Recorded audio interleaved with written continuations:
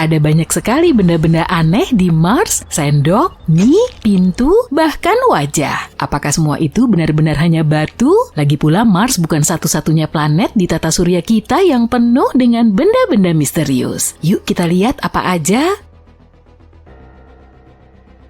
Baru-baru ini kita menemukan benda aneh di Mars yang tampak seperti benda halus mirip sendok. Benda ini menarik perhatian semua orang setelah kendaraan penjelajah Curiosity milik NASA melihatnya. Batu dengan pegangan dan ujung yang membulat itu tampak seperti mengambang dalam foto yang diambil oleh rover. Orang-orang di internet bingung tentang benda apakah itu. Ada yang bercanda bahwa itu adalah pin bowling Mars atau bahkan sendok sepatu yang ditinggalkan oleh makhluk luar angkasa. Tapi Andrew Good dari NASA mengatakan bahwa itu tidak terlalu menarik. Ternyata itu hanyalah batu yang dibentuk oleh angin dalam waktu yang lama. Batuan dengan bentuk aneh seperti ini biasa ditemukan di Mars. Batuan-batuan itu disebut Vantivac. Vantivac adalah batu yang dapat tergores, penyok atau dihaluskan oleh partikel-partikel kecil yang terbawa angin. Kamu biasanya menemukan jenis batu ini di tempat kering yang tidak banyak rumput atau pepohonan yang menghalangi angin dan di tempat yang banyak pasir yang bertiup. Terkadang angin dapat mengukir batu-batu karang menjadi bentuk yang sangat keren seperti bebatuan jamur yang bisa kamu lihat di Taman Nasional Gurun Pasir Putih di Mesir. Bebatuan ini terlihat seperti jamur raksasa karena angin mengikis bagian bawahnya lebih cepat daripada bagian atasnya sehingga membuatnya berdiri tegak dan ramping. Vantivac bukan satu-satunya batuan Mars yang keren. Lihat aja rangkaian paku-paku surrealis yang menonjol dari permukaan merah ini. Kendaraan penjelajah Curiosity milik NASA menemukannya saat menjelajahi kawah gel di Mars. Paku-paku itu dengan cepat menarik perhatian semua orang. Struktur meliuk-liuk yang menyerupai paku itu tampak seperti pintu dari luar angkasa.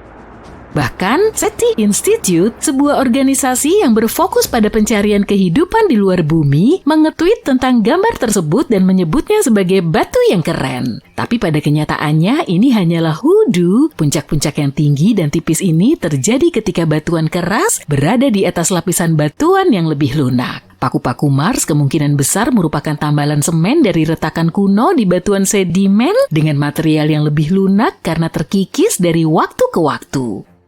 Tapi di bumi juga ada banyak hoodoo, biasa disebut juga cerobong peri atau batu tenda. Kamu bisa menemukannya di tempat-tempat seperti Bryce Canyon di Utah dan dataran tinggi Colorado. NASA sangat tertarik dengan struktur aneh ini karena dapat membantu kita mempelajari lebih lanjut tentang sejarah kawah gel.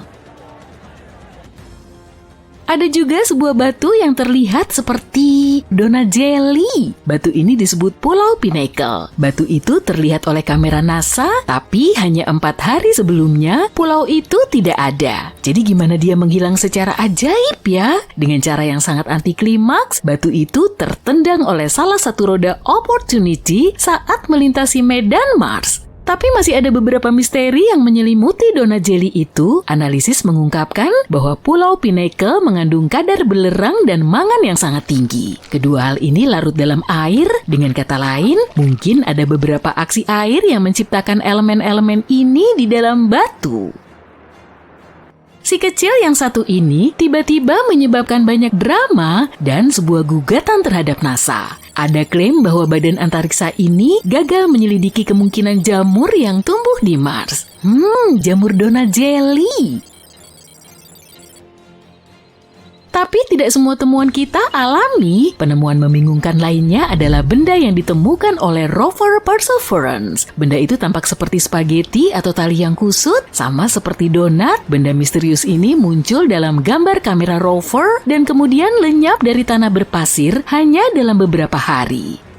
Ternyata itu adalah puing-puing dari sistem pendaratan rover. Perseverance mendarat di kawah Jezero pada bulan Februari 2021. Pendaratannya kasar dan secara tidak sengaja menebarkan puing-puing di sekitarnya. Sebagian dari serpihan-serpihan ini telah muncul dalam gambar-gambar yang diambil oleh robot penjelajah untuk sementara waktu. Benda seperti tali itu kemungkinan besar adalah potongan jaring dakron yang merupakan jenis serat yang digunakan untuk selimut termal. Selimut ini membantu mengatur temperatur peralatan selama proses pendaratan di Mars yang sangat panas. Benda itu mungkin mengalami penguraian yang signifikan dan tercabik-cabik karena gaya yang kuat selama pendaratan.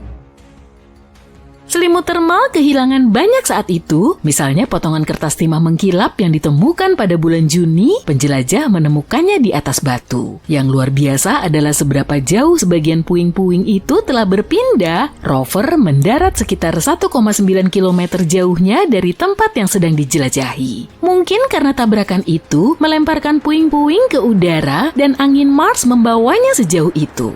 Mars dikenal karena anginnya yang kencang yang bisa menggerakkan benda-benda ringan, tapi meskipun menyenangkan untuk menemukannya dalam foto, ada kekhawatiran tentang puing-puing serta sampah yang ada di Mars. Kita bahkan belum menyelesaikan masalah ini di bumi, dan kita sudah membuat masalah ini lagi di Mars. Puing-puing yang kita tinggalkan di planet merah sudah menumpuk di area yang disebut Hawkwellow Flats. Ditambah lagi, puing-puing tersebut dapat secara tidak sengaja mencemari tabung sampel yang digunakan untuk mengumpulkan batuan Mars. Sejauh ini NASA tidak terlalu mengkhawatirkan hal ini, tapi mereka terus mengawasinya untuk mencegah masalah pada kendaraan penjelajah. Sekarang, gimana kalau bukan benda tapi hewan? Curiosity menimbulkan kehebohan ketika menangkap sesuatu yang tampak seperti tikus di Mars. Beberapa orang mulai berspekulasi bahwa itu bisa jadi bukti kehidupan asli Mars, atau bahkan hewan pengerat ini dibawa oleh Curiosity.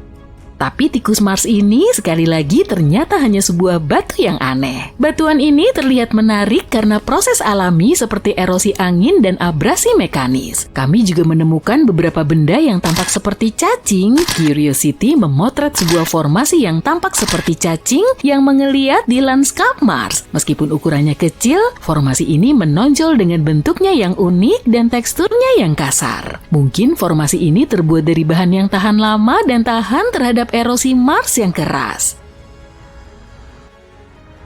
Dan akhirnya, temuan misterius teratas kita adalah wajah di Mars. Cydonia adalah sebuah wilayah di Mars yang telah menarik perhatian, baik secara ilmiah maupun populer. Cydonia terletak di belahan utara Mars. Wilayah ini berada di antara daerah berkawah di selatan dan daerah yang relatif datar di utara. Ada teori yang mengatakan bahwa dataran utara mungkin dulunya adalah dasar lautan, mungkin Cydonia dulunya merupakan daerah pesisir. Tempat ini penuh dengan fitur-fitur menarik dan indah yang memberitahu kita banyak hal tentang sejarah planet merah. Tapi fitur yang paling menarik adalah wajah Mars. Benda ini mendapatkan perhatian luas ketika dijepret oleh pengorbit Viking 1 pada tahun 1976.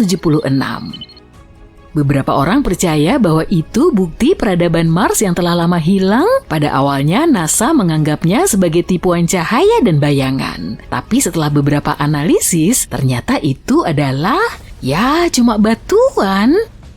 Kita juga melihat wajah beruang. Foto ini ditangkap oleh kamera High Resolution Imaging Experiment. Dalam gambar ini kita bisa melihat pola rekahan melingkar yang tampak seperti kepala beruang dengan dua kawah yang membentuk mata dan struktur keruntuhan berbentuk V seperti hidung. Kepala ini kemungkinan terbentuk karena sesuatu yang berat mengendap di atas lubang tua di tanah. Lubang ini terisi dengan lava atau lumpur, dan fitur yang mirip hidung ini diduga merupakan lubang vulkanik atau lumpur. Tapi kenapa kita terus melihat hal-hal aneh di Mars ya? Kadang-kadang otak kita bisa menipu kita untuk melihat sesuatu seperti wajah atau objek di bebatuan, juga benda-benda lainnya. Tapi itu hanya ilusi yang disebut pareidolia.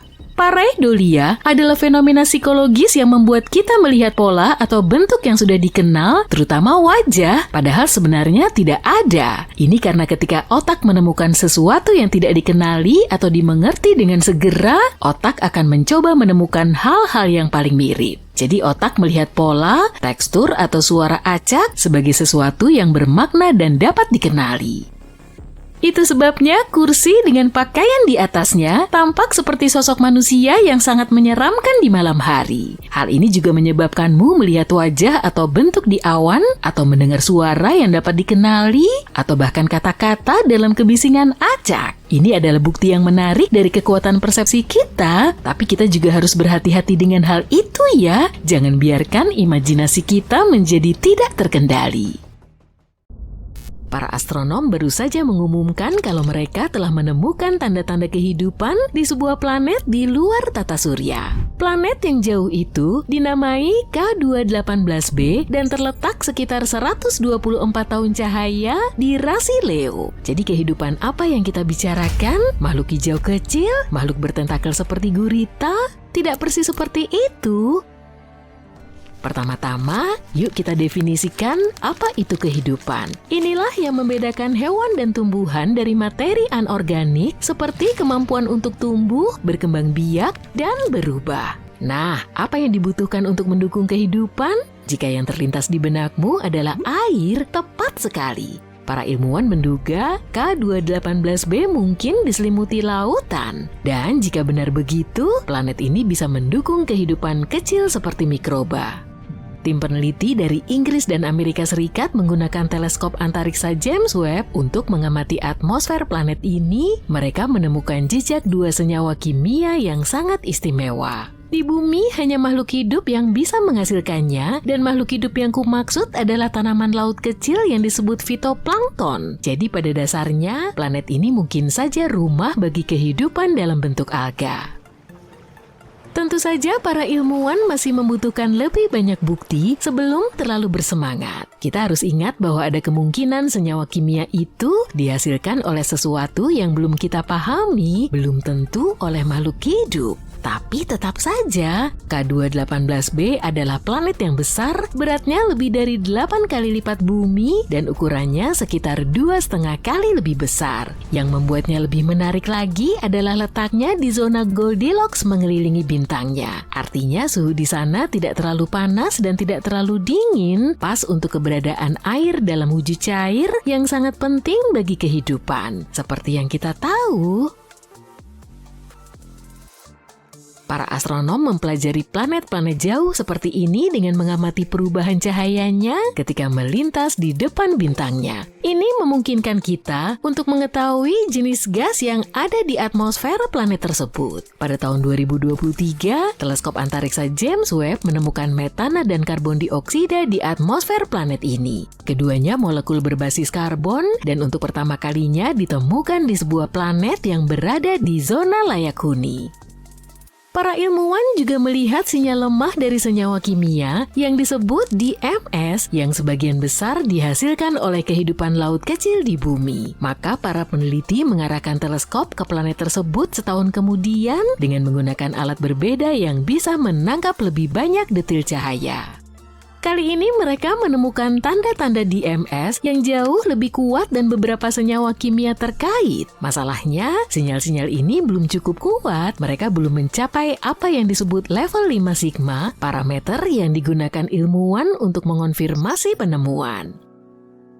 Ditambah lagi, meskipun DMS benar-benar ada di sana, tidak secara otomatis berarti ada kehidupan. Para ilmuwan pernah menemukan DMS di sebuah komet. Artinya DMS bisa saja diproduksi tanpa ada kehidupan yang terlibat dalam prosesnya. Meski begitu, jumlah DMS di K218b tampak jauh lebih banyak daripada yang ada di bumi. Itulah mengapa sebagian astronom yakin DMS itu berasal dari makhluk hidup. K218b menjadi pilihan utama untuk apa yang disebut ilmuwan sebagai planet Haitian. Istilah ini berarti dunia berair yang besar dengan atmosfer hidrogen yang tebal. Planet ini bukan tempat yang bisa ditinggali oleh peradaban luar angkasa seperti yang ada di film-film, tapi planet ini bisa jadi rumah bagi bentuk kehidupan kecil seperti mikroba yang pernah hidup di lautan bumi miliaran tahun yang lalu. Sekali lagi, tidak semua orang setuju jika K218b ramah untuk kehidupan. Sebagian ilmuwan menduga planet seperti ini mungkin terlalu dekat dengan bintangnya untuk bisa mempertahankan air dalam wujud cair. K218b mengorbit bintangnya setiap 33 hari, yang mana cukup cepat dan bisa berarti planet ini terlalu panas. Itulah mengapa sebagian ahli menyatakan kalaupun planet ini memiliki air, airnya mungkin mendidih atau mungkin bukan air, melainkan lautan lava. Tapi sebagian besar ilmuwan sepakat akan satu hal, kita harus menunggu dan melihat. Hanya dengan 16 hingga 24 jam lagi, para astronom bisa mengkonfirmasi apa yang mereka lihat. Itu bisa terjadi dalam beberapa tahun ke depan, dan kalaupun ternyata K218b bukanlah planet yang kita cari, tapi kita semakin dekat. Dengan teleskop canggih seperti James Webb dan teleskop-teleskop lainnya di masa depan, kita mungkin akan bisa menjawab apakah kita sendirian di alam semesta atau tidak. Di saat yang sama, beberapa tempat di tata surya kita seperti Mars, Venus, atau bulan Saturnus, Enceladus kemungkinan memiliki peluang yang lebih besar untuk menjadi rumah bagi kehidupan. Atau kita bisa terus menjelajahi dunia lain yang menjanjikan seperti Proxima Centauri b yang adalah eksoplanet terdekat yang kita ketahui. Jaraknya hanya 4,25 tahun cahaya dari kita dan mengorbit bintang kecil bernama Proxima Centauri tepat di zona layak huni. Planet ini sedikit lebih besar dari Bumi, menjadikannya bumi super. Begitulah kita menyebut eksoplanet yang lebih besar dari Bumi, tapi jauh lebih kecil dari planet gas raksasa seperti Neptunus atau Jupiter. Proxima Centauri b adalah planet yang bergerak cepat, hanya butuh 11 hari untuk mengelilingi bintangnya. Para ilmuwan menduga Proxima Centauri b memiliki permukaan berbatu, dan ini adalah pertanda baik bagi kemungkinan adanya kehidupan. Di sisi lain, bintangnya memancarkan radiasi ultraviolet yang sangat tinggi. Radiasi ini mungkin sudah menghancurkan atmosfer planet jika memang ada. Jadi ada tanda tanya besar soal kelayakan huni planet ini. Lalu ada TRAPPIST-1e, planet mirip Bumi yang menjanjikan. Planet ini adalah salah satu dari 7 planet berbatu yang mengorbit bintang kecil dan dingin bernama TRAPPIST-1 berjarak sekitar 39 tahun cahaya. Ditemukan pada tahun 2017, planet ini mungkin menjadi salah satu tempat yang paling potensial untuk mencari kehidupan di luar Bumi. Planet ini sebenarnya sedikit lebih kecil dari Bumi, dengan massa sekitar setengah dari planet kita. Ia menyelesaikan satu orbit mengelilingi bintangnya hanya dalam 6,1 hari, sangat cepat dibandingkan 365 hari yang dibutuhkan Bumi. Ukuran dan kepadatan planet ini menunjukkan ia memiliki permukaan berbatu, dan ini adalah faktor kunci lain ketika kita berbicara tentang kelayakan huni. Meskipun TRAPPIST-1e sangat dekat dengan bintangnya yang cukup redup dan dingin, sehingga planet ini mungkin masih memiliki iklim yang stabil seperti Bumi. Sebagian ilmuwan bahkan menduga planet ini bisa memiliki lebih banyak air daripada Bumi. Yuk kita beralih ke Kepler 186f yang terletak sekitar 500 tahun cahaya. Ini adalah planet seukuran Bumi pertama yang ditemukan di zona layak huni bintang lain. Planet ini mengorbit bintang Katai Merah yang lebih dingin dan hidup lebih lama dari matahari. Artinya Kepler 186f bisa saja berada dalam kondisi stabil selama miliaran tahun, sehingga memberi banyak waktu bagi kehidupan untuk terbentuk dan berevolusi. Planet ini hanya menerima sepertiga cahaya matahari yang diterima Bumi, jadi kemungkinan besar planet ini akan lebih dingin, tapi masih cukup hangat untuk menjaga agar air tidak membeku. Planet ini juga tampaknya merupakan planet berbatu, sama seperti Bumi yang meningkatkan peluangnya untuk mendukung kehidupan. Bagaimana kalau kita kunjungi LHS 1140b yang jaraknya sekitar 40 tahun cahaya? Massa planet ini sekitar 5,6 kali massa Bumi. Para ilmuwan menduga planet ini berbatu dan kemungkinan memiliki atmosfer tebal yang sangat penting karena atmosfer bisa menangkap panas, menjaga temperatur tetap stabil, dan melindungi air agar tidak terlepas ke angkasa. Planet ini mengorbit bintang Katai Merah yang tenang. Planet ini tidak terus-menerus dihujani suar yang berbahaya seperti planet lain. Beberapa penelitian bahkan menduga LHS 1140b mungkin adalah planet lautan yang memiliki banyak air. Jadi planet ini merupakan salah satu planet menarik yang ditemukan di lingkungan kita. Dan terakhir, ada Gliese 12b, para astronom menyebutnya exovenus. Planet ini berada 40 tahun cahaya dari bumi, ia seukuran Venus dan mengorbit bintang Katai merah yang dingin. Planet ini hanya memerlukan kurang dari 13 hari untuk melakukan satu kali orbit. Suhu di planet ini sekitar 42 derajat Celcius, cukup hangat tapi masih oke untuk kehidupan. Yang membuat Gliese 12b sangat menarik adalah ia bisa membantu kita memahami bagaimana planet-planet seukuran bumi di sekeliling bintang-bintang dingin mempertahankan atmosfernya. Ini penting karena atmosfer krusial untuk keberadaan air berwujud cair dan melindungi kehidupan dari radiasi berbahaya. Menurut sebagian peneliti, Gliese 12b merupakan salah satu peluang terbaik yang kita miliki untuk mengetahui apakah planet seperti ini tetap layak huni. Tanah di bawah telapak kakimu berwarna merah dan kering. Tempat itu sangat dingin. Debu kecoklatan beterbangan di udara. Kamu maju selangkah, kemudian selangkah lagi. Sulit untuk bergerak karena lapisan debu yang tebal membenamkan kakimu. Kamu sedang di Mars, dan kamu datang ke sini setelah mendengar kabar luar biasa. Sekarang ini planet merah ini memang tampak kering dan berdebu, tapi para ilmuwan menduga planet ini mungkin sangat berbeda di masa lalu. Mereka menemukan beberapa bukti adanya lautan besar yang mungkin ada di permukaan Mars sekitar 3,5 miliar tahun lalu. Dan lautan ini mungkin luasnya mencapai ratusan ribu mil persegi. Semua berawal dari foto-foto satelit yang diambil dari permukaan planet merah. Foto-foto itu diambil dari berbagai sudut. Hasilnya, para peneliti berhasil membuat peta relief area tersebut. Mereka memetakan lebih dari 6.400 km formasi khusus yang kemungkinan besar terbentuk oleh sungai. Formasi tersebut juga bisa berupa kanal yang pernah tercipta di dasar laut.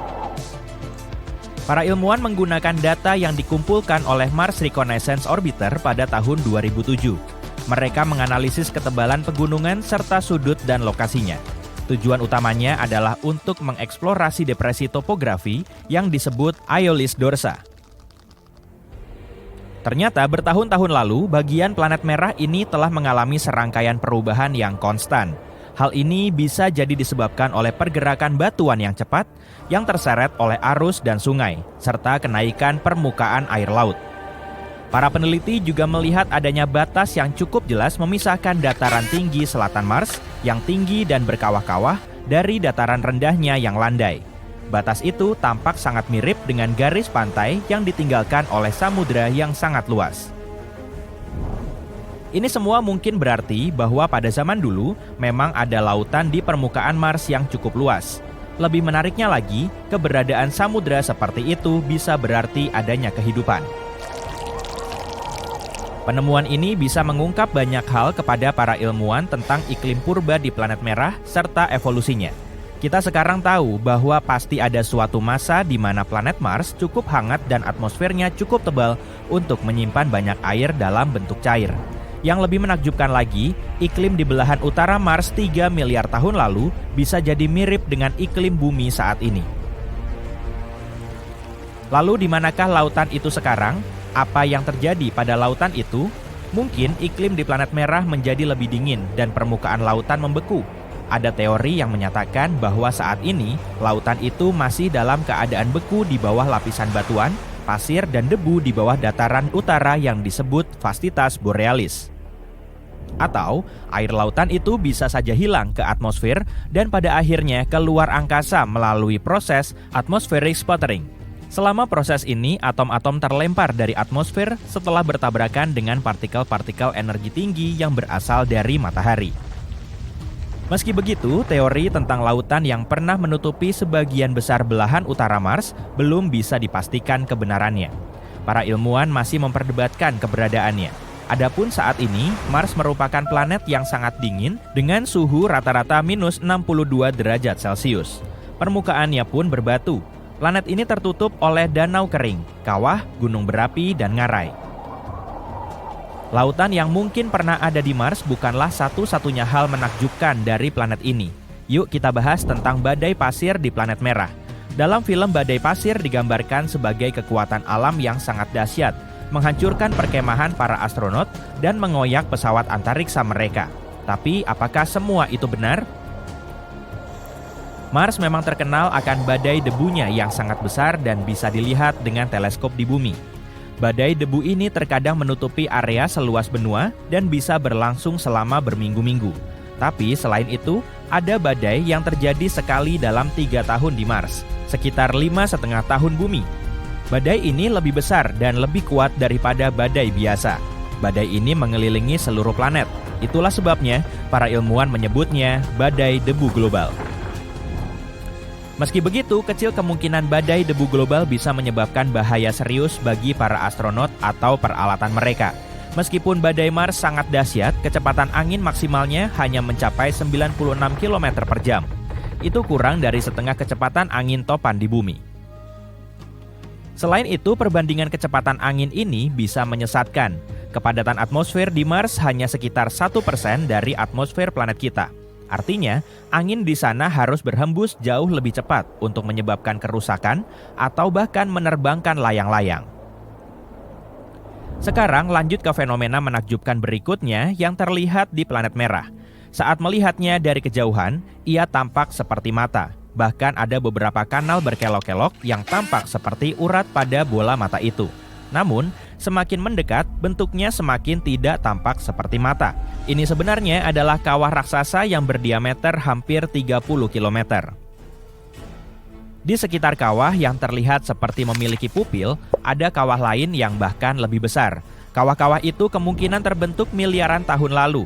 Saat itulah Mars harus bertahan dari serangan batu-batu antariksa.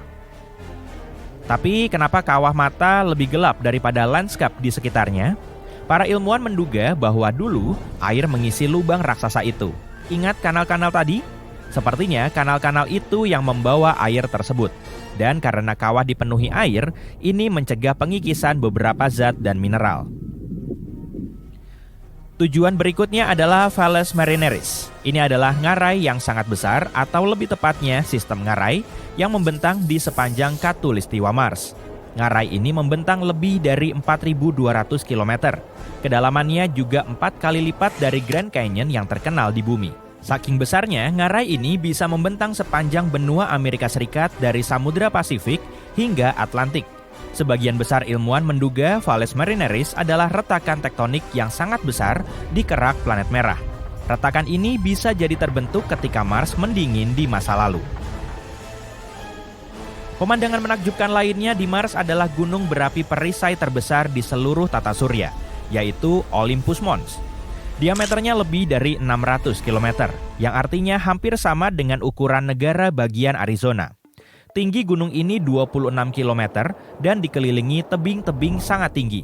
Untuk menggambarkan besarnya gunung berapi ini, mari kita buat perbandingan. Gunung berapi terbesar di bumi adalah Mauna Loa. Tingginya sekitar 4 km dan lebarnya 120 km. Kedengarannya sangat mengesankan, tapi volume Olympus Mons sekitar 100 kali lipat dari Mauna Loa. Raksasa Mars ini bisa menelan seluruh rangkaian kepulauan Hawaii dari Kauai hingga Hawaii. Para ilmuwan sudah lama bertanya-tanya, kenapa gunung berapi ini bisa begitu besar? Mungkin ini akibat gravitasi permukaan yang lebih rendah dan tingkat erupsi yang lebih tinggi. Atau penyebabnya mungkin kerak planet merah yang sangat berbeda dengan kerak bumi. Kerak bumi terdiri dari 15-20 lempeng tektonik yang bergerak. Ketika lempeng bergerak di atas titik-titik panas yang menghasilkan lava, gunung berapi baru terbentuk dan gunung berapi yang sudah ada punah. Itu sebabnya lava bisa naik ke permukaan melalui banyak ventilasi. Tapi di Mars keraknya tidak terpecah menjadi lempeng-lempeng tektonik yang sama seperti di bumi.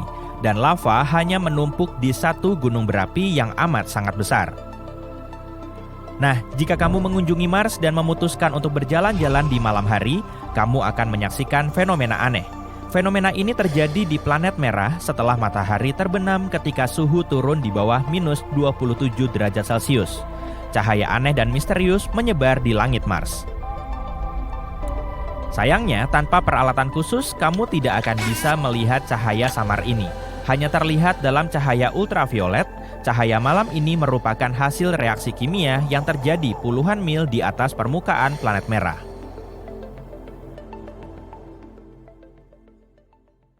Bagaimana kamu mempersiapkan diri untuk perjalanan jauh? Kamu mungkin mencari rute di Google Maps atau menonton panduan perjalanan di YouTube.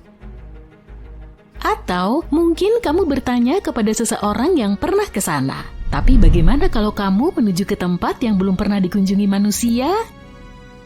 Iya, maksudku tetangga kita si planet merah.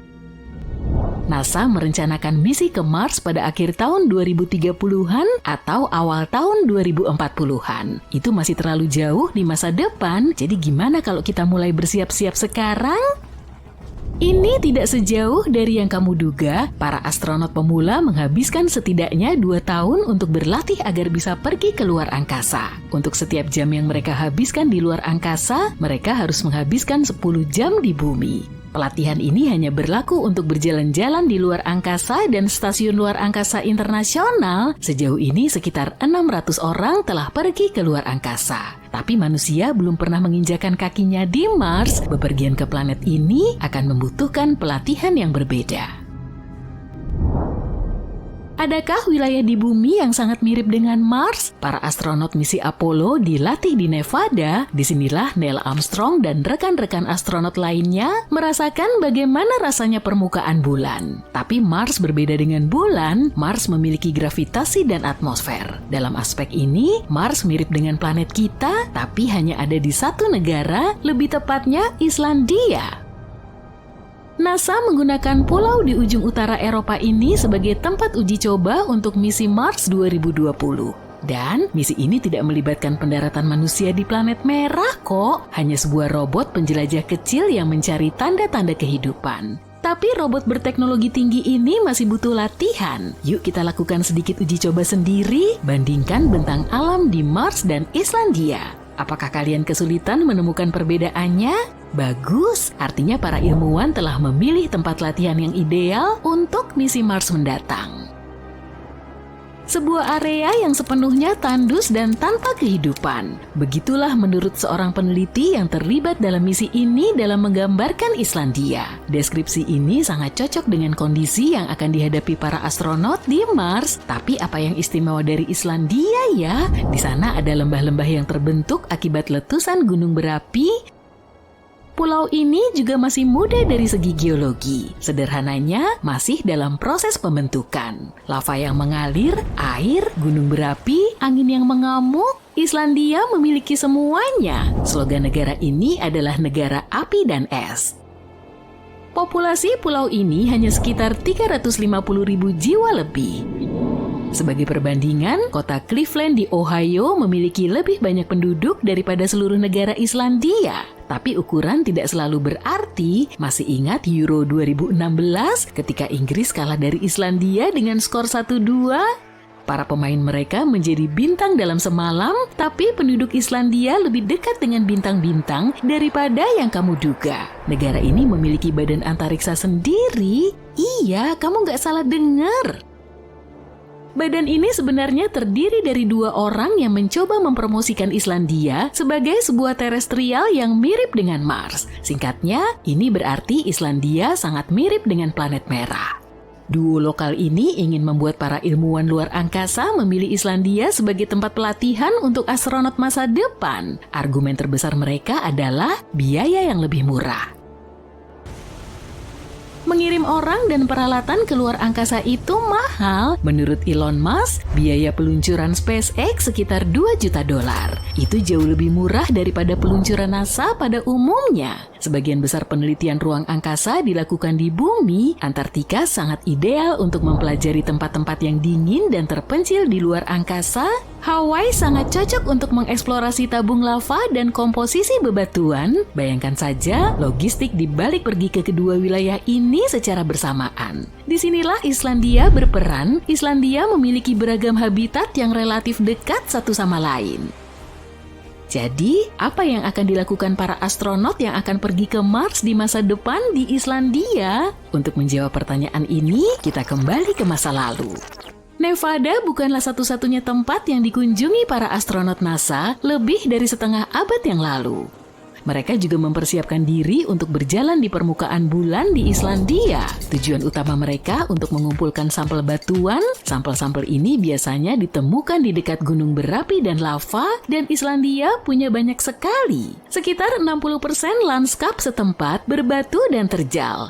Hal ini membuat pulau seluas Kentucky ini terasa seperti planet lain, ditambah lagi dengan fakta bahwa 80% Islandia tidak berpenghuni. Maka kamu akan mendapatkan tempat bermain yang sempurna bagi para astronot.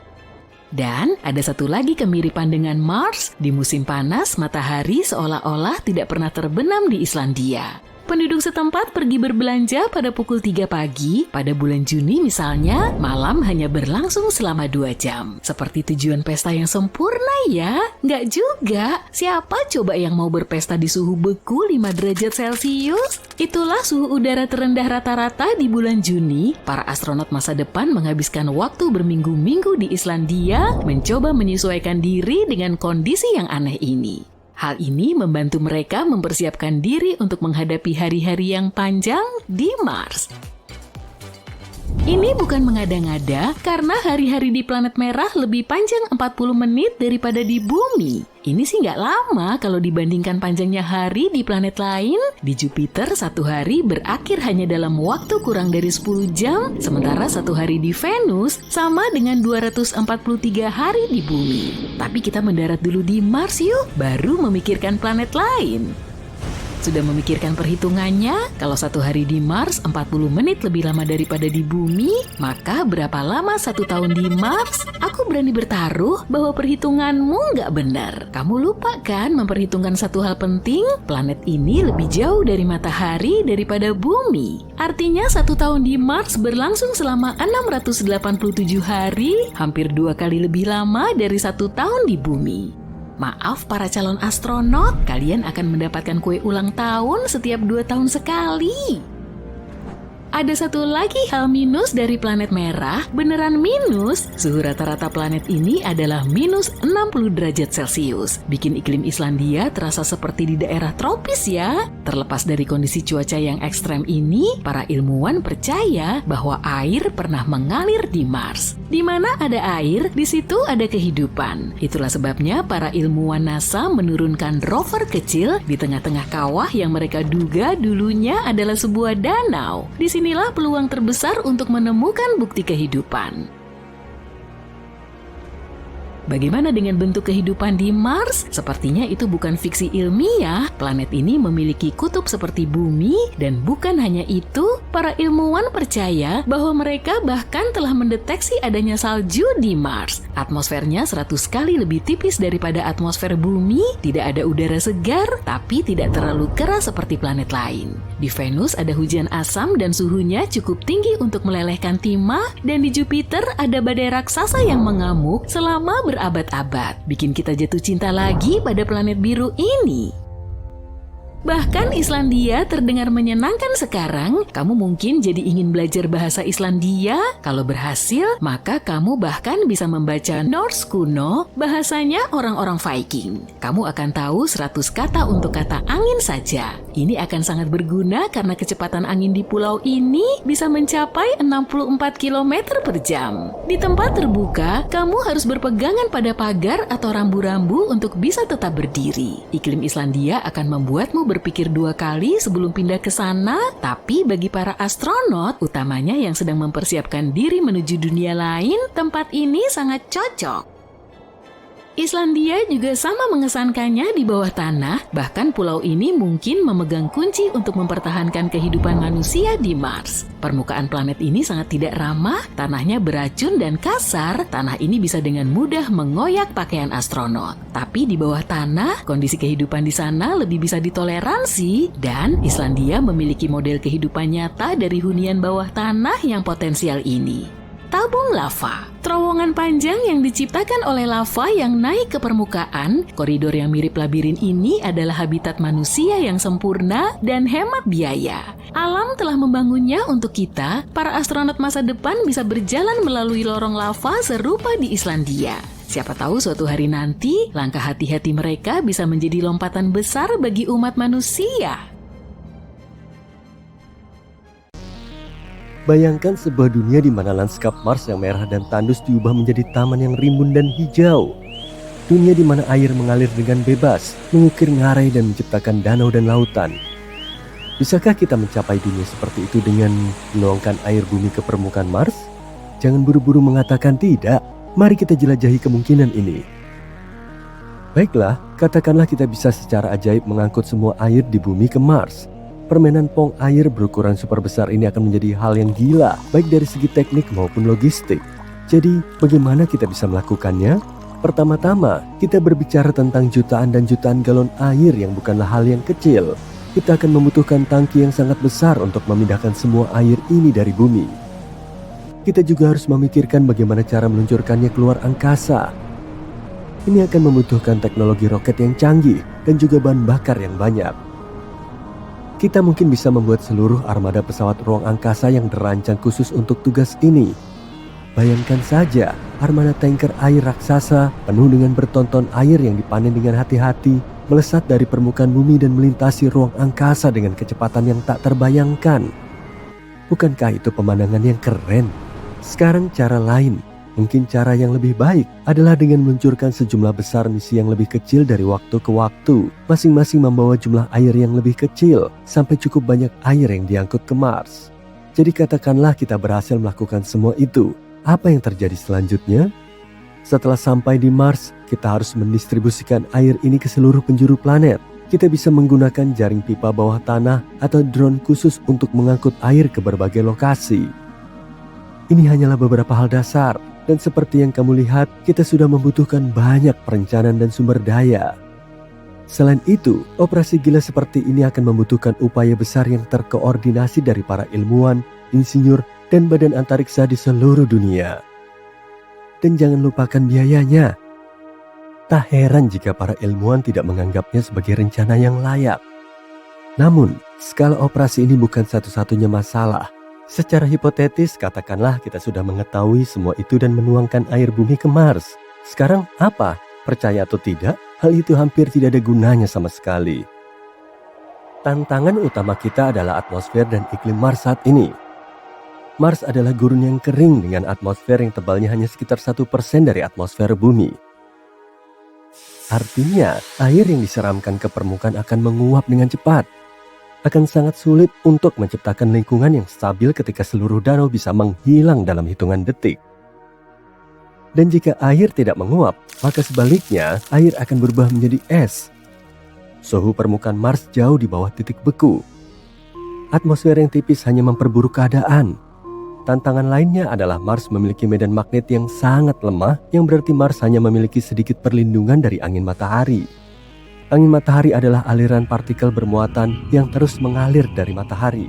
Angin ini sangat berbahaya. Angin ini bisa melenyapkan air yang ada di permukaan Mars. Selain itu, radiasi matahari di Mars jauh lebih kuat daripada di bumi. Hal ini akan membuat lebih sulit lagi untuk mempertahankan air cair di sana.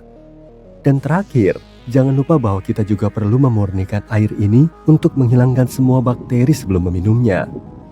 Tapi jangan menyerah. Jika kita tetap sangat optimis, kita masih bisa mencoba memecahkan masalah ini. Pada dasarnya, kita perlu menemukan cara untuk mempertahankan air cair di satu tempat untuk waktu yang lama dan memastikan bahwa air tidak membeku atau menguap. Jadi, bagaimana kita melakukannya? Ada beberapa cara yang bisa kita lakukan. Nomor 1, isolasi. Kita bisa membungkus semua wadah air dengan bahan isolasi, seperti busa misalnya, atau beberapa bahan reflektif yang dapat membantu menjaga air agar tidak membeku. Nomor 2, pemanas. Kita bisa menggunakan berbagai pemanas dan perangkat untuk menjaga suhu di atas titik beku, bahkan selimut termal. Meskipun hal ini akan membutuhkan banyak energi dan akan menjadi tugas yang sulit. Nomor 3, waduk bawah tanah. Kita bisa menggali lubang besar dan menutupinya dengan bahan transparan agar sinar matahari bisa masuk. Hal ini akan membantu menjaga air tetap hangat dan terisolasi. Nomor 4, salinitas. Menambahkan sedikit garam atau mineral terlarut lainnya ke dalam air dapat menurunkan titik beku air. Meskipun kita akan membutuhkan lebih banyak garam untuk hal-hal seperti danau, dan metode ini bukan yang paling efisien. Dan terakhir, nomor 5, membangun rumah kaca. kita bisa membangun rumah kaca atau bangunan lain yang bisa memerangkap panas dan menciptakan lingkungan yang lebih mirip bumi. Pilihan ini mungkin yang terbaik. Lagi pula, rumah kaca juga bisa membantu kita untuk menumbuhkan berbagai tanaman dan organisme lain. Yeay, hidup! Baiklah, bagus. Katakanlah kita telah menemukan cara untuk menyimpan air di Mars dan menyimpannya di sana dalam bentuk cair dan suam-suam kuku. Lalu apa sekarang? Apa dampaknya pada Mars? Sebenarnya, ini akan sangat bagus. Jika kita menuangkan semua air ini ke Mars, kita bisa mengubah iklim gurun merah yang dingin dan tandus ini secara drastis.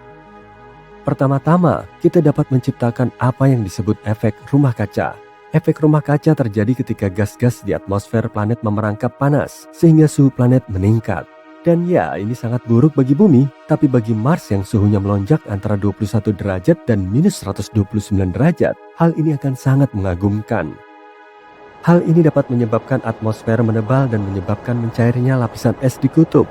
Bukankah itu akan sangat mengagumkan? Mars akan mulai berangsur-angsur berubah dari gurun yang sepi menjadi bumi 2.0. Hal ini juga berarti bahwa atmosfer planet ini akan berubah. Misalnya pola cuaca. Awan bisa terbentuk di Mars, hujan akan mulai turun. Dan hujan, seperti yang kita tahu, memindahkan air dari satu wilayah ke wilayah lain. Artinya, hujan bisa menyiram tanaman jika muncul di Mars. Namun semua itu hanyalah spekulasi belaka. Kita tidak bisa sepenuhnya yakin apa dampak penyiraman air ke permukaan Mars terhadap iklim planet ini. Mungkin untuk menciptakan efek rumah kaca ini, kita membutuhkan lebih banyak air daripada yang bisa kita angkut. Tapi terlepas dari semua tantangan, kita berhasil dengan misi kita dan membuat Mars jauh lebih hangat dan lembab. Mungkin kehidupan akhirnya lahir di sana? Sayangnya, hal itu masih sangat tidak mungkin. Ya, air memang sangat penting untuk menciptakan kehidupan, tapi bukan itu saja yang kita butuhkan. Komposisi tanah Mars tidak terlalu kondusif untuk mendukung kehidupan. Tanahnya sebagian besar terdiri dari mineral yang disebut regolet, yang sebagian besar terdiri dari debu, pasir, dan bahan lain yang tidak terlalu baik untuk tanaman. Secara teoritis, kita bisa melakukan terraformasi pada Mars. Terraformasi adalah perubahan planet secara bertahap dan perlahan-lahan sehingga cocok untuk kehidupan kita. Tapi ini akan menjadi proses yang sangat rumit, lama, dan mahal. Dan ngomong-ngomong, apa yang akan terjadi pada bumi kita setelah semua itu? Kita mengambil cukup banyak air, bukan? Dari sudut pandang bumi, mengangkut air ke Mars akan membutuhkan sumber daya yang sangat besar, termasuk energi dan material yang berbeda. Dan jumlah air yang harus kita habiskan akan sangat mengejutkan. Hilangnya air dalam jumlah besar dari cadangan air di bumi bisa berdampak signifikan pada planet kita, terutama di daerah-daerah di mana air sudah langka. Jadi pada dasarnya, ini adalah ide yang sangat buruk, bagaimanapun caramu melihatnya. Ya, ini mungkin terdengar menarik, tetapi ini sama sekali bukan rencana yang layak. Ini akan membutuhkan terlalu banyak sumber daya, terlalu banyak uang, dan bahkan tidak akan sepadan. Itulah mengapa para ilmuwan dan badan antariksa tidak mempertimbangkan ide ini secara serius. Selain itu, ada banyak tujuan lain yang lebih realistis dan dapat dicapai dalam bidang eksplorasi Mars. Sebagai contoh, kita bisa terus mempelajari geologi, atmosfer, dan potensi kehidupan di Mars, baik di masa lalu maupun masa kini. Studi-studi ini akan membantu kita menemukan sumber daya yang dapat mendukung eksplorasi manusia di masa depan. Secara keseluruhan, kita perlu menjawab lebih banyak pertanyaan tentang Mars sebelum kita mulai mempertimbangkan untuk mengkolonisasinya. Jadi, mari kita pantau terus berita dan informasi terbaru tentang Mars. Keluarga kosmik yang indah. Perkenalkan, Mars. Kamu pasti sudah mengenalnya. Dua bola kecil ini adalah Phobos dan Deimos, bulan-bulan kecil Mars. Tapi, sepertinya Mars tidak memperlakukan mereka dengan baik. Phobos dan Deimos diyakini sebagai asteroid yang tertawan. Namun, Phobos perlahan bergerak mendekati Mars akibat gravitasi dan diperkirakan akan hancur oleh gravitasi planet ini dalam kurun waktu 30 hingga 50 juta tahun mendatang. Saat itu aku sudah tidak ada. Sepertinya peristiwa ini akan menghasilkan cincin serpihan di sekeliling Mars, mirip dengan cincin Saturnus. Akan tetapi, proses ini merupakan fenomena alam dan bukan tindakan penghancuran oleh Mars. Tampaknya, Phobos sedang terkoyak oleh gaya gravitasi planet merah yang dahsyat. Tapi tunggu, masih ada lagi. Phobos memiliki lekukan-lekukan paralel aneh di seluruh permukaannya. Awalnya, ini diduga berasal dari tabrakan asteroid. Tapi kini para ilmuwan menduga penyebabnya adalah tarikan gravitasi Mars yang sangat kuat. Benar-benar dahsyat. Para ilmuwan punya gagasan menarik bahwa ketika benda langit kecil seperti Phobos berada terlalu dekat dengan benda langit besar seperti Mars, maka benda kecil itu akan meregang ke arahnya. Mereka menyebutnya gaya pasang surut. Phobos diprediksi akan meregang sedemikian rupa hingga ia akan terbelah. Luar biasa kan? Puing-puing dari bulan itu akan membentuk cincin kecil di sekeliling Mars, seperti cincin Saturnus. Sebelumnya, sebagian orang mengira garis-garis loreng di Phobos disebabkan oleh gaya pasang surut, tapi teori itu dipatahkan karena bulan ini terlalu empuk. Tapi sekarang, para peneliti jenius ini melakukan simulasi komputer dan menemukan bahwa kemungkinan ada cangkang keras di bawahnya yang bisa menciptakan lekukan-lekukan di permukaannya. Tapi jangan khawatir, dengan kecepatan yang dimiliki Phobos, ia akan menabrak Mars sekitar 40 juta tahun lagi. Tapi jika gaya pasang surut sudah mengoyaknya, mungkin ia tidak akan bertahan selama itu. Namun kita masih punya kesempatan untuk mempelajari Phobos lebih jauh. NASA baru saja memilih 10 peneliti hebat dari seluruh Amerika Serikat untuk bergabung dengan tim kerja sains dalam misi Martian Moon Exploration JAXA atau yang disingkat MMX. Sebagai ilmuwan yang didukung NASA, mereka akan membantu JAXA menjelajahi 2 bulan Mars, Phobos dan Deimos. Mereka bahkan berencana mendarat di Phobos dan mengambil sampel permukaannya. Misi ini akan diluncurkan pada tahun 2024 dan kita akan mendapatkan sampelnya pada tahun 2029. 7 peneliti yang beruntung akan menggunakan instrumen penerbangan MMX untuk melakukan penelitian. Phobos adalah bulan yang sangat aneh. Diameternya hanya 27 km dan mengorbit Mars pada jarak 6.000 km tepatnya. Jaraknya jauh lebih dekat daripada bulan milik bumi yang membutuhkan 27 hari untuk mengorbit bumi. Tapi Phobos berada dalam spiral kematian menuju Mars dan perlahan jatuh ke permukaan planet ini dengan kecepatan 1,8 meter setiap 100 tahun. Tapi pasti ada alasan kenapa Mars bertindak sekejam itu, bukan? Bagaimana kalau itu semua hanya karena dendam? Oke, bayangkan ini. Mars sedang asik sendiri, panas dan penuh air seperti bumi yang masih muda. Mars memiliki medan magnet yang melindunginya dari radiasi kosmik dan menjaga atmosfernya tetap tebal. Semuanya berjalan baik. Tapi kemudian, setidaknya 20 asteroid masing-masing seukuran negara kecil menghantam Mars dengan sangat keras. Salah satunya bahkan meninggalkan kawah yang lebarnya hampir 3.200 km. Bayangkan bagaimana perasaan Mars yang memiliki 2 asteroid sebagai bulannya setelah apa yang dilakukan asteroid lain terhadap si planet merah ini. Seluruh tumbukan ini seperti pukulan telak ke perut Mars, dan medan magnetnya yang sudah lemah menjadi lumpuh. Inti Mars menjadi sangat panas dan tidak bisa bersirkulasi dengan baik, sehingga tidak ada lagi medan magnet yang melindungi planet ini.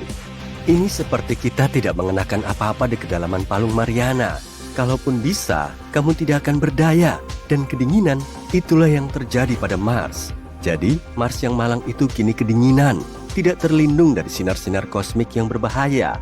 Ini seperti pergi keluar rumah tanpa tabir surya, bukan ide yang bagus. Tapi setidaknya kita bisa belajar dari kesalahan Mars dan memastikan bumi tidak bernasib sama. Mungkin kita harus mulai berinvestasi pada asuransi asteroid. Tapi percayalah, planet merah ini sama sekali tidak jahat. Ia cukup bersahabat. Meskipun Mars tampak cukup keras terhadap Phobos, ada sesuatu yang bisa berkembang dengan bantuan Mars. Jadi begini, sebuah tim ilmuwan menemukan cara untuk menanam padi di Mars. Ya, kalian tidak salah dengar. Mereka menggunakan MMS, bukan cara kuno untuk mengirim gambar, tapi tanah khusus yang disebut Mojave Mars Simulant. Tanah ini dibuat menyerupai tanah Mars. Menariknya, tanah Mars mengandung garam perklorat yang bisa menjadi racun bagi tanaman. Jadi, tim menumbuhkan 3 jenis padi. 1 padi biasa dan 2 padi yang sudah mengalami rekayasa genetika dengan mutasi yang membuatnya lebih mampu menghadapi stres seperti kekeringan atau salinitas. Dan coba tebak, jenis mutan tersebut mampu tumbuh di tanah yang mengandung 1 garam perklorat per kilogram. Catat itu tanah Mars. Tapi tunggu dulu, padi yang ditanam di MMS tidak sebaik yang ditanam di tanah pot biasa. Jadi, tim memutuskan untuk mencampur seperempat tanah pot dengan simulan Mars. Dan lihatlah hasilnya. Tanaman-tanaman itu mulai tumbuh lebih baik. Para ilmuwan tidak hanya berpikir soal memberi makan orang Mars. Mereka juga ingin melihat apakah temuannya bisa bantu menumbuhkan tanaman di tempat-tempat di bumi yang memiliki kadar garam tinggi. Dan ketahuilah, proyek ini dimulai ketika dua peneliti bertemu untuk minum kopi dan memutuskan untuk mencoba menanam tanaman bersama. Wah, menarik sekali ya. Kamu mungkin akan berkata, "Hei, tapi kalau ingin menanam padi di Mars, kita harus mengirim air dalam jumlah sangat banyak dari bumi, karena tidak mudah untuk memuaskan dahaga tanaman ini." Kalian benar, diperlukan sekitar 1.700 liter air untuk menghasilkan 450 gram beras. Tapi tahukah kamu, para ilmuwan baru saja membuat pengumuman penting dalam Lunar and Planetary Science Conference di Texas. Mereka menemukan gletser peninggalan di dekat khatulistiwa Mars. Benar, ada es di Mars, bahkan di dekat ekuator. Ini berita besar, dan bisa berarti ada lebih banyak es di bawah permukaan Mars. Bukan sembarang gletser, tapi gletser peninggalan yang panjangnya diperkirakan 6 km dan lebarnya mencapai 4 km. Itu setara sebuah kota kecil. Kawasan ini memiliki semua fitur gletser, termasuk celah gletser dan kumpulan moraine. Tapi ini bukan es, melainkan endapan garam yang terbentuk di atas gletser dan tetap mempertahankan bentuknya. Lalu bagaimana endapan garam ini terbentuk? Rupanya material vulkanik yang menyelimuti wilayah tersebut mungkin ada hubungannya dengan itu.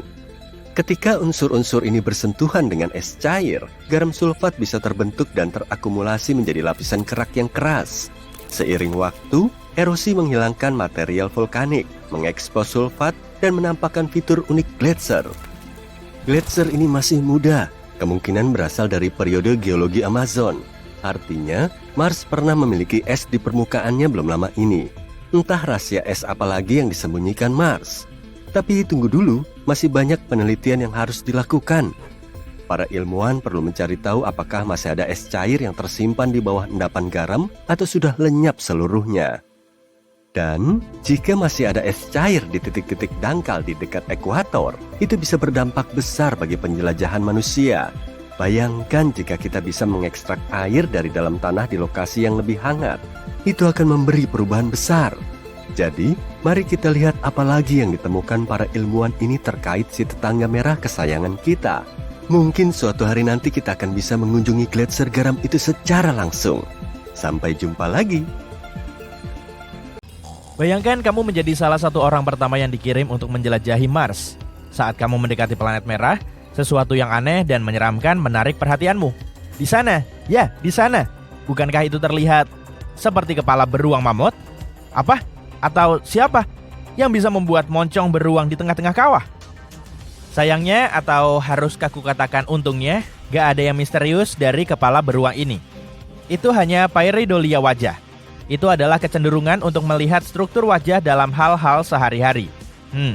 Tapi berbicara tentang temuan di Mars, haruskah kita mengganti nama fenomena tersebut menjadi beruang idolia? Kamu sudah menduganya kan?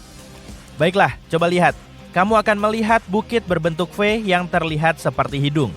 Lalu ada dua kawah yang terlihat seperti mata. Lalu ada pola rekahan melingkar kepala yang mengelilingi hidung dan mata.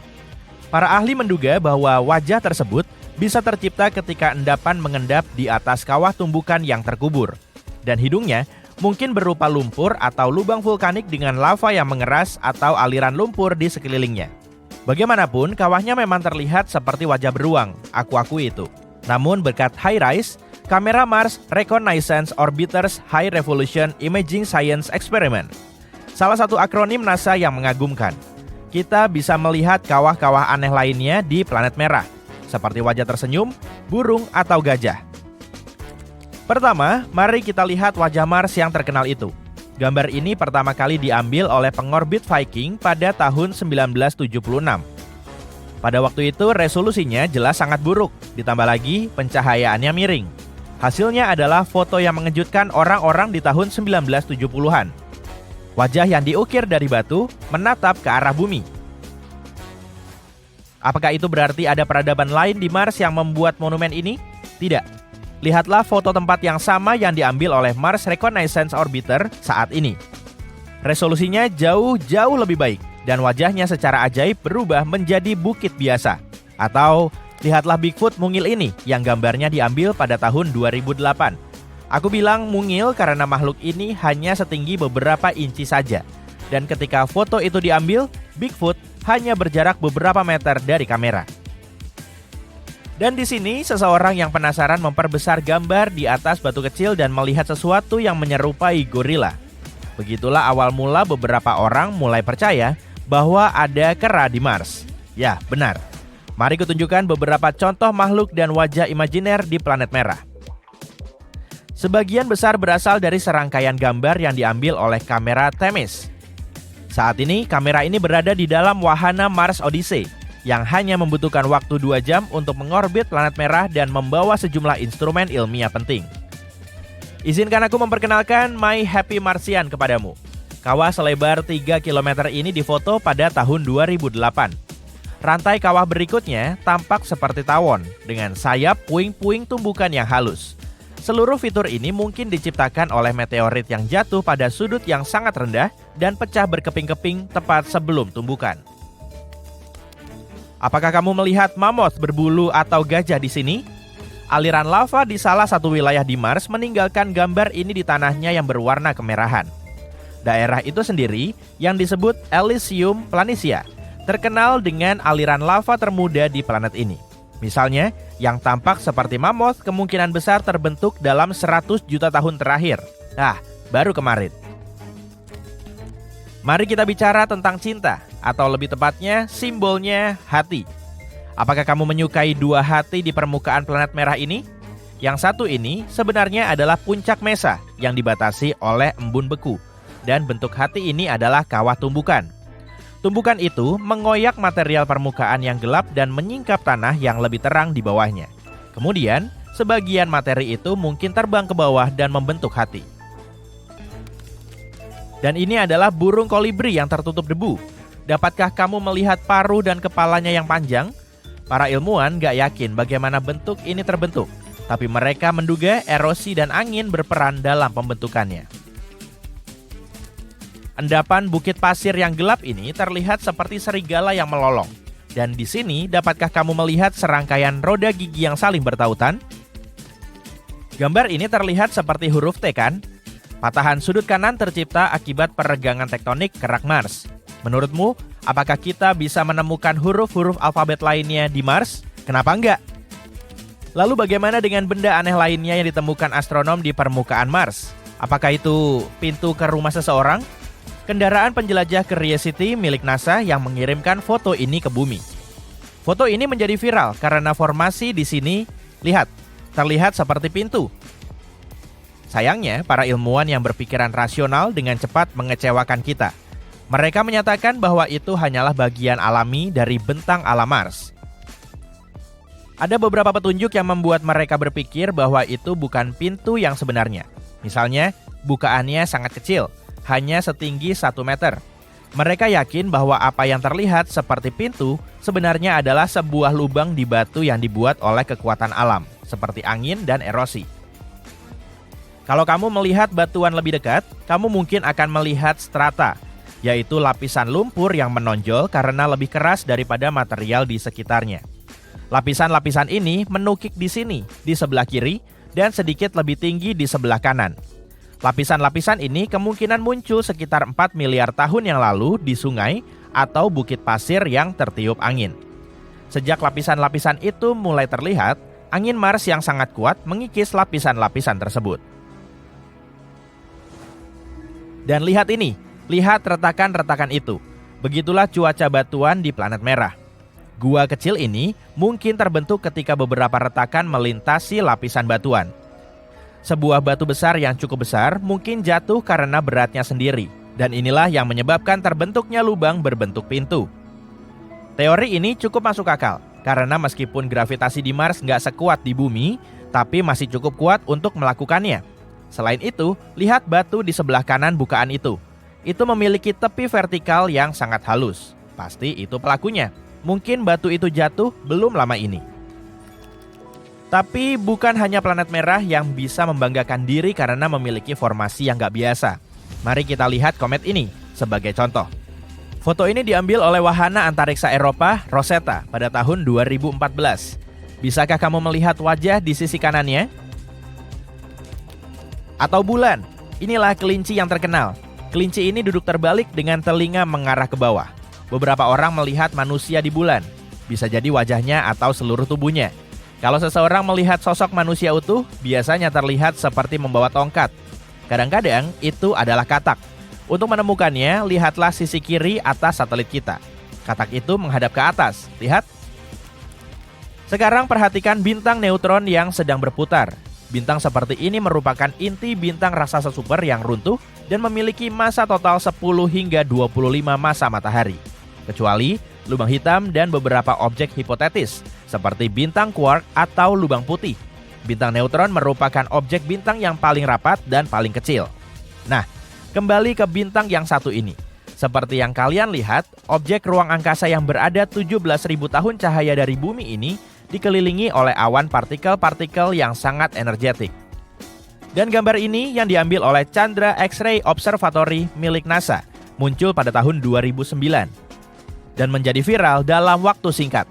Semua itu karena banyak orang melihat struktur seperti tangan di antara semua benda-benda angkasa. NASA menjelaskan bahwa bintang tersebut berputar sangat cepat, memuntahkan energi ke ruang angkasa di sekelilingnya. Hal ini menciptakan struktur yang menarik dan rumit, seperti tangan kosmik besar yang dilihat banyak orang. Perhatikan nebula kepala kuda di rasi Orion. Ini adalah awan debu dan gas yang sangat dingin dan gelap yang pertama kali dicatat pada tahun 1888. Bayangkan gelap ini diciptakan oleh debu, dan di dasar nebula terdapat banyak titik terang, yaitu bintang-bintang muda yang sedang dalam tahap pembentukan.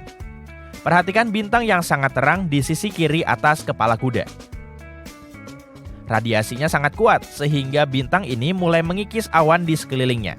Artinya, dalam jutaan tahun, nebula itu nggak akan tampak seperti kepala kuda lagi. Aku nggak akan ada lagi saat itu. Teleskop Very Large Telescope milik European Southern Observatory atau ESO berhasil memotret tabrakan 3 galaksi yang berbeda. Kita bahkan bisa mengamati efek tabrakan itu terhadap satu sama lain.